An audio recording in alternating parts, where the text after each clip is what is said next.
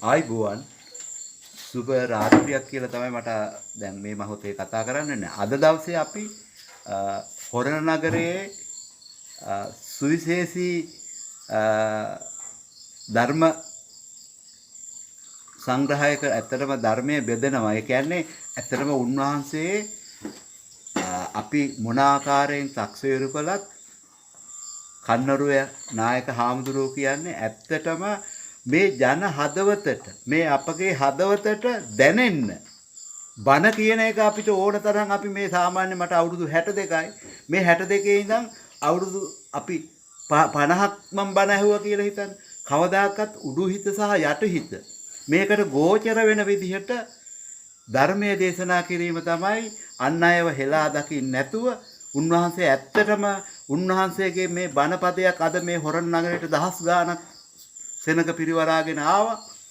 එක බණ පදයක් පාවිච්චියට ගත්තොත් ඒ පුද්ගලයාට ජීවිත කාලයේම යථාර්ථ අවබෝධයකින් කටයුතු කිරීමට වාසනාව ලැබෙනවා. ඒ වගේම අද ඒ උත්සවයට සමගාමීව අපි හොරණ සිංහ සමාජයෙන් අසරණ කෙනෙකුට අපි ඇත්තටම එයාගේ එදිනෙදා ජීවත් වීමට ඔහු පාදයක් අහිමි වෙච්ච පුද්ගලයෙක් ඒ පුද්ගලයාගේ ජීවන රටාව ශක්තිමන්ත කරන්න අපේ හොරණ සිංහ සමාජයේ සභාපති තුමාගේ පූර්ණ දායකත්වයෙන් අපේ සිංහාධිපතිතුමාගේ අධීක්ෂණයෙන් විශාල මෙහෙවරක් මේ බණ්ඩාරගම ප්‍රදේශයේ සහ හොරණ ප්‍රදේශයේ ඉංගිරිය මේ අපේ බස්නාහිර පළාතේ ඉතා විශේෂිත ස්ථානවල අර පේමන්ට් එකේ බඩු අලෙවි කරන අයට රුපියල් 10000ක් වගේ වටිනා කුඩයක් පරිත්‍යාග කළා. අද අපි මේ ඒ කටයුතු නිමිත්තෙන් මේ ඒ කටයුතු අවසන් කළා. මේ අපි මේ පොඩි